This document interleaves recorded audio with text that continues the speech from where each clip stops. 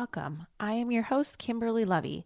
I am a wife, a mother of two. I'm a businesswoman, a brand builder, blogger, and podcaster. I'm here to connect with women just like me who want to optimize their life while looking and feeling our best. Together, we will remove limiting beliefs and dream to become our highest and best version of ourselves. We will explore both mental and physical aspects of self-improvement while forming a community, a sisterhood. Before we dive in, please subscribe to my podcast and give me 5 stars. So, I want to dive deeper into something that I alluded to in the first episode that I had. And basically, I want to dedicate an entire episode to talking all about the transition into motherhood and how that has affected my career and, I don't know, just some of the things that I've learned and want to share with you guys. So I'm going to start from the beginning, which is I'm going to start with the way I was raised. So my sister, I know that she definitely feels the same way. So we were both raised the same way. My mom taught us to be independent women, period. And that includes financially, emotionally, and my father fully supported that as well and really encouraged independence. So the way we were raised has always been all about, focusing on getting as educated as you can, putting your nose to the grindstone and working really, really hard. And basically just believing in ourselves and having confidence. And both my mother and my father worked extremely hard to just drive that into us and ingrain it deeply into us. And it worked. And so my sister became a very successful doctor, and I have some of my own accomplishments. And, I think that her and I are a little bit different than most females out there, because I didn't realize this until I had a ring on my finger and I was engaged. And it's just funny because I realized that there are 2 types of women on this planet. There are the types of women that just all they do their whole lives is dream of being a mother and a wife and be a homemaker, and they just cannot wait to have kids and be married, and they've been planning their wedding since they were like 12, and they probably even have like a wedding scrapbook that they have been building for years. Like, I kid you not, one of my old roommates, like way back in the day, she literally had like a several inch thick album of like weddings and like all of her like vision boards, basically, of like magazine cutouts. And like, I was so weirded out. I was like, girl, you don't even have a boyfriend. So anyway, she did eventually get a boyfriend. I'm not sure if she got married. I'm sure she did, but she was committed. Let me tell you, she was focused on that wedding. So yeah, cut to Brian and I got engaged, and I mean, I just wanted a really big ring. I'm not going to lie. That's all I really cared about, aside from, the guy, right? That's the number one. So I know that sounds bad, but it's totally honest. I didn't care about a wedding. I wanted a really big ring, and I really don't care who judges me for that. It's the absolute truth, and that's who I am. So yeah, I did not care about a wedding though at all. I literally tried to convince my husband now. I try to convince Brian that we do not need to waste money on a wedding. It's just a waste of money. Why? Like, who are we trying to impress? Like, I don't care. Like, I don't come from a place where I'm trying to impress people. That's just not my jam. So I don't know. It just seemed very stressful, very expensive, and I just didn't care. So I pitched to him a few times, like, let's just get married on the beach with our parents and our sisters, because we're really close with our families. And then we can go to a nice dinner afterwards. And that's it. Not having it. And I even tried to pitch like a reception, like after, with like a couple friends, not having it. So cut to, we did the whole thing. We did the whole wedding. We had a beautiful wedding. We got married at this time, it was the St. Regis in Monarch Beach, which is it's in Newport Beach, basically, or Dana Point, technically. That property since got sold, but we got married on the Grand Lawn underneath the rotunda, and it was just spectacular. I mean, there was a double staircase moment. I mean, I can post pictures if you guys are interested, but I mean, it was to die for. And so, yeah, so I did it. And by the way, when I realized we are actually doing this wedding, I eventually embraced it and ended up getting, the full 2 dresses. Like I went for it because I'm like, okay, here we are. So, we embraced the moment when we were there and we fully enjoyed our wedding day. I can totally do another podcast all about weddings and all about how ours was and whatever, if you guys are interested. But anyway, ours was definitely a moment to dream of. It was a dream come true for even the girl that didn't have the dream. So, the reason why I bring that up is just because it wasn't until I was literally engaged, as I mentioned, that I didn't realize like how I was so differently wired than so many of these other women. And I know that some of my close girlfriends are just like me. They're women that are career driven. They're, I don't know, the man and the career, the man comes after the career and the independence and the self actualization. And, it's not that one is better than the other, because that's just not true.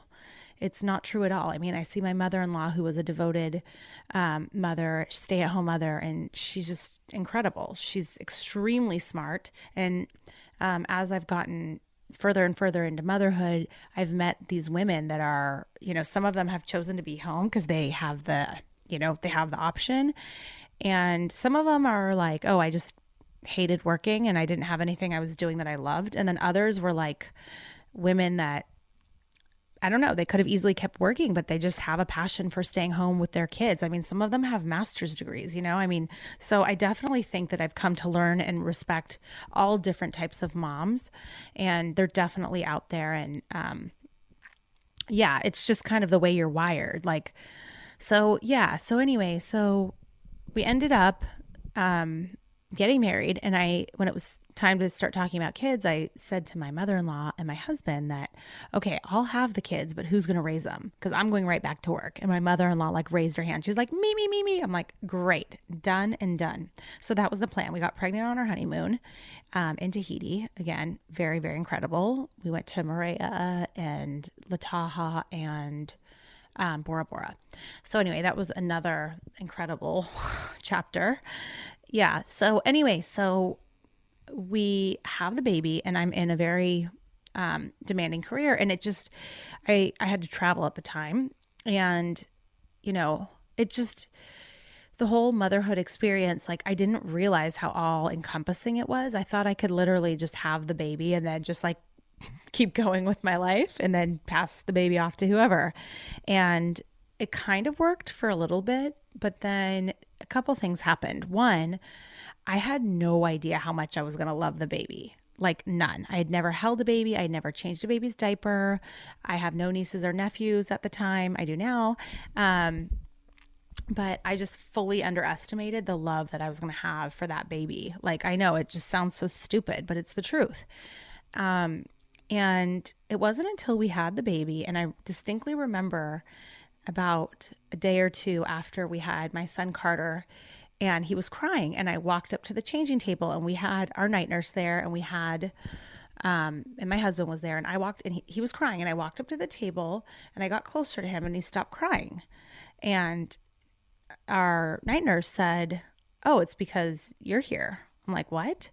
And it's like, I don't know, it felt like a superpower I had. Like, I could not believe or wrap my mind around the fact that my presence made the baby be calm. Like, I had no idea that was going to be the case.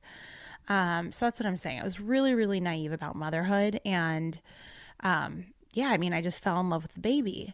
And then, I mean, you guys know, those of you that have had kids, they just flip your world completely upside down. And I definitely want to say that I had a lot of help, but I also worked really, really, really hard, and I was staying home for part of it. So it's not that I was the absentee mother that just kind of left initially. I was very, very committed to breastfeeding, and that was incredible. And I probably should get into that actually for a second, since I just mentioned the night nurse. I want to go deep on this. Let's get this straight, right? So I know many of you have not had night nurses, and I don't remember how I even knew to get one, but I can tell you something. if I've learned nothing else on this planet, it's important for you to know what you know and know what you don't know. And let me tell you, I knew that I knew nothing about kids. Okay. So I was ready to hire someone to help me, and we got burned. So I'll tell you this story. So basically, we cut. Sorry if I'm a little bit all over the place, but I'm just kind of going off the cuff here, folks. So I'm just going to tell you the thoughts as they come. And if you don't like it, then oh well. Okay. So here's the deal. We have Carter. We're at Cedars. And by the way, he doesn't have a name for 4 days, which I can also tell you about, or 5 days. So we have the baby. We had lined up a night nurse back in November. He was a February baby, end of February. So we had hired this person in advance, given her a lot of money. I'll just leave it there. And the deal was she was going to come as soon as the baby was born the night. So as soon as the baby was born, Brian was going to let her know that the baby was born and to come over to our house the night that we were, or whenever we were, the night, our first night home. And so we called the night nurse, and she basically backs out on us. She says she has a hurt shoulder and she can't work. And we never got the money back, by the way. So yeah. So cut to, we get home, our first night home with the baby. I am up all night long with this baby. Like, the baby does not stop crying. The baby is laying on me. We're in this, in our rocking chair. And I remember distinctly like starting to cry at like 4 in the morning. I remember I was crying in the chair, and the baby was just like intermittently like cluster feeding. And yeah, it was just a nightmare. And we finally put him in this little kind of like, it's called a Kakuna baby. It's only available in Europe, I believe still. It's kind of like a DockATot. So I brought him into our bed and like at 4 in the morning, and fell asleep until 9 in the morning, or until like, I don't know, whatever, early, who the heck knows. And then when we woke up, I told Brian what happened, and he's like, something's not right. Like, we need to take the doctor or we need to call the doctor. We need to take the baby to the doctor. I'm like, seriously? So I was really surprised by that, because I was raised never to go to the doctor. So anyway, so we end up driving to the doctor, and I remember they're like, oh, it's baby boy Lovey. And they were all excited. Like, the whole staff's so amazing. Shout out to Dr. Cohen's office in Beverly Hills. They are amazing. The best pediatricians out there. So we walk in, and I'm just like a wreck, and I'm like, here, you can have him. And they were like, I'm like, he won't stop crying. They're like, it's okay. It's okay. They were so nice. The staff is like incredible. So anyway, Dr. Cohen basically tells me, oh, well, just try and, maybe he needs more food. So give him a little bit of this formula. It won't derail your breastfeeding experience. And I was like, formula, no, because we're all like brainwashed to think that that's like the most evil thing ever. And so sure enough, give him the infant formula. He passes out. It's like the little 2-ounce one, I think he may have had like half of it or something.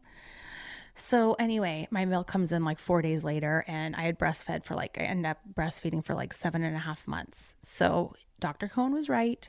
It did not ruin our breastfeeding experience, and I was extremely, extremely committed. So back to the night nurse thing. So we get home. It's now night 2, and I, by the grace of God, got this woman's number, and she ends up starting that night. Thank God. So this woman comes. I have no idea what to expect from her. We're like very nervous first-time parents. We don't trust anybody. And Brian he is especially like guarded, I'll say. That's a great word. He's guarded. He doesn't like strangers in his house. Like, he's just very into like security and all this stuff. So anyway, we let this woman into our house. She insists on wearing a uniform, and it's like a nursing uniform. It's not like, oh, some like bizarre, like, I don't know, stuffy uniform. It's like, anyway, it's very clean, and it's normal feeling, but I still noted that she insisted on wearing that. So she just came in and just basically was our mommy and daddy mentor. She taught us everything from how to bathe the baby, which freaked me out.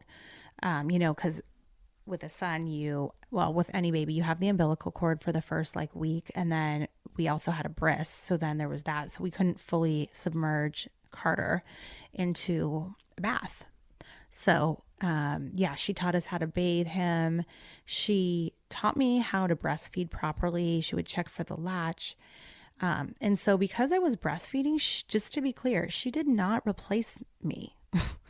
Okay. So, it's not like, oh, you have a night nurse, you get to sleep through the night. How great. Well, maybe if you're not nursing, but I was nursing. So, I was up every single hour and a half with this baby and with the night nurse. And she was basically with me. And part of the reason too is that Brian has his own businesses and went back to work within the first week.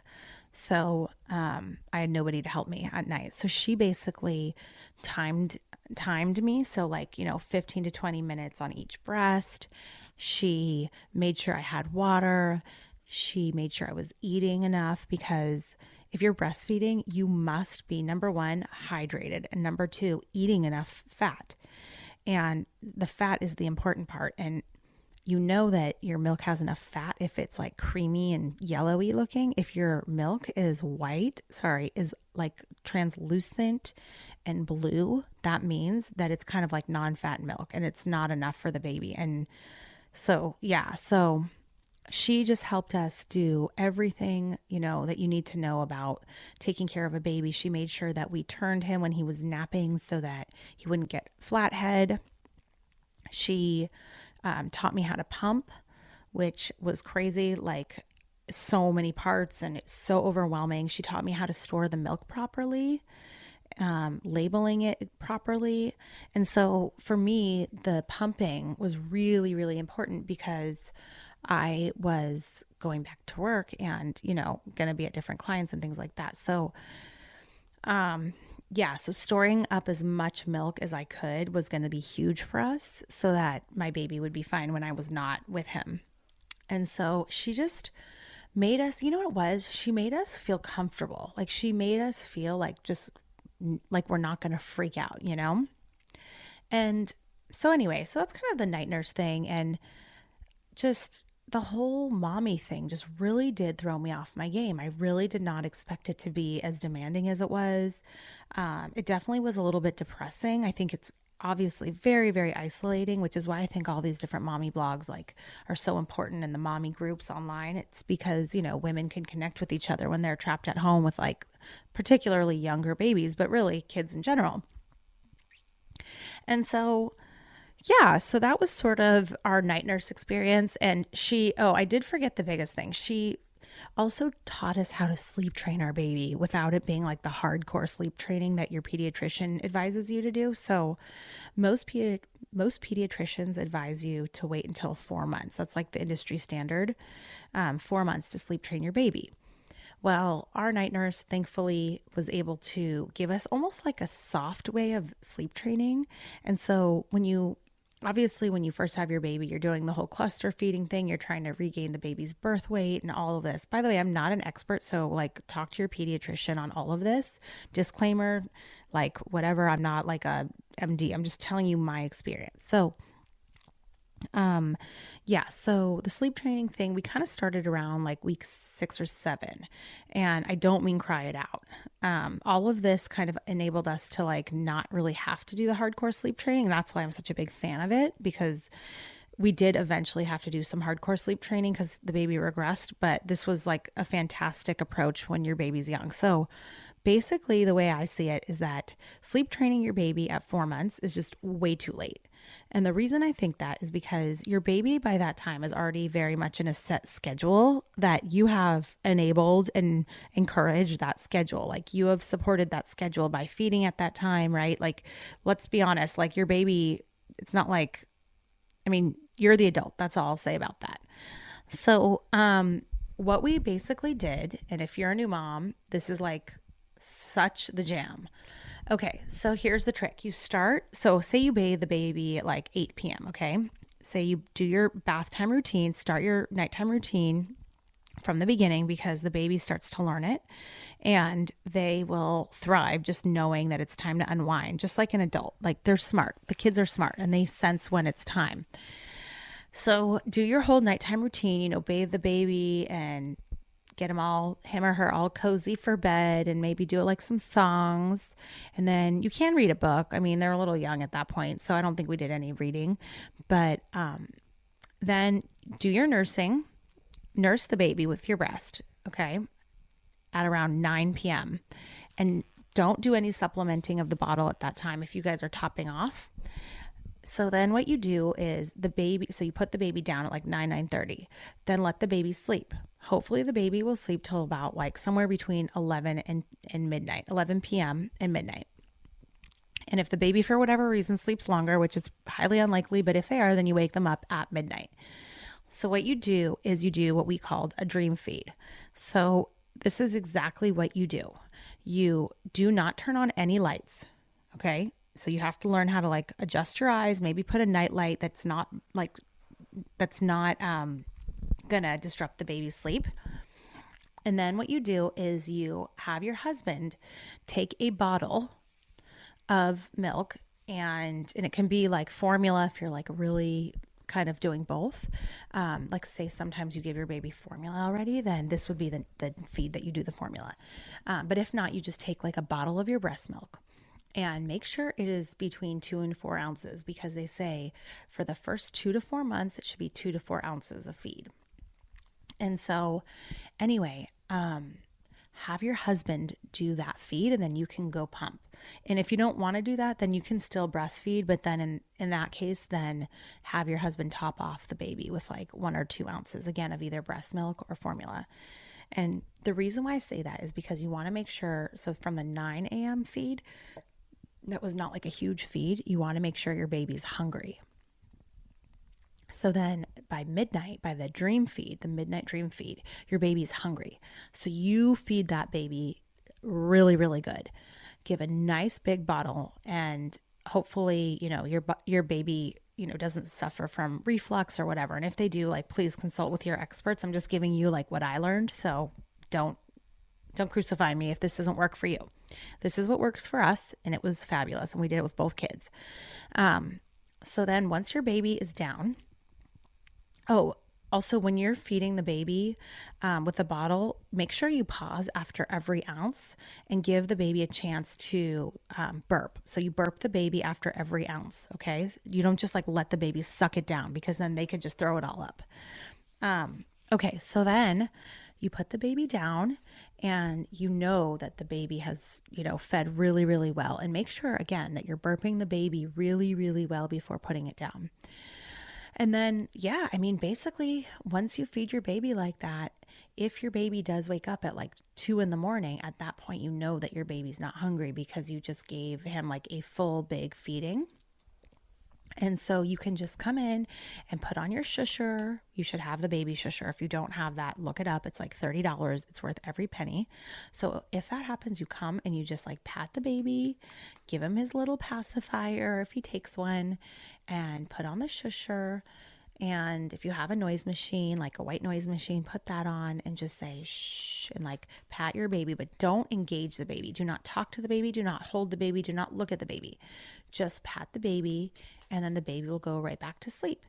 And then by then, your baby will fall back asleep until probably like 4:30, 5 o'clock. And once you do that like 4 or 5 nights in a row, your baby will automatically be sleeping from midnight to 5, which is insane, because you guys all know that the worst, most painful feeding is that 2 a.m. feed, the 1:30, 2 a.m. Oh, that's the worst one. So that's what we do. That is what we've done to sleep train our kids. And it helped us avoid like the hardcore cry it out. And Carter did regress, so we did have to do that with him. I remember one night he was crying for like 50 minutes, and it was heart-wrenching, and I almost gave up, and then he finally gave up and passed out. It was fabulous. But anyway, so that's my tip on kind of how we did like a sleep training light. And like I said, I really do prefer this over waiting till they're 4 months, because by the time they're 4 months, your baby's in such a hardcore like schedule of like getting up at 2 a.m. and being fed, that just getting out of that is just so challenging and heartbreaking, that that's why I really, really love this.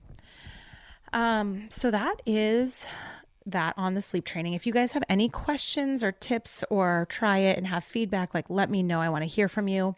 By the way, please subscribe to my podcast, Diamonds and Coconuts. I'm on iTunes, I'm on Spotify, and find me on Instagram at Diamonds and Coconuts. It's Diamonds AND Coconuts on Instagram. And when you're looking me up on Apple, on iTunes, it's Diamonds ampersand. That's that little squiggly and sign. Diamonds and Coconuts with the ampersand in the middle. Okay, so make sure you rate me 5 stars, subscribe, tell everyone you know, go to my Instagram, write me some comments, write me some questions. Do not be bashful. And I think I'm going to wrap this for now. I think I'll get into a little bit more on the kind of transition into motherhood, because I think that we can keep going on and on about it. But those are some of my hot tips as far as like the night nurses and the sleep training, and just kind of how things started off for me. And I think it's a good place to maybe stop. And I look forward to having more discussions with you guys. So thank you so much for tuning in, and have an excellent rest of your day. Hi, I'm Chris Gethard, and I'm very excited to tell you about Beautiful Anonymous, a podcast where I talk to random people on the phone. I tweet out a phone number, thousands of people try to call. I talk to one of them, they stay anonymous, I can't hang up, that's all the rules. I never know what's going to happen. We get serious ones. I've talked with meth dealers on their way to prison. I've talked to people who survived mass shootings. Crazy funny ones. I talked to a guy with a goose laugh, somebody who dresses up as a pirate on the weekends. I never know what's going to happen. It's a great show. Subscribe today, Beautiful Anonymous.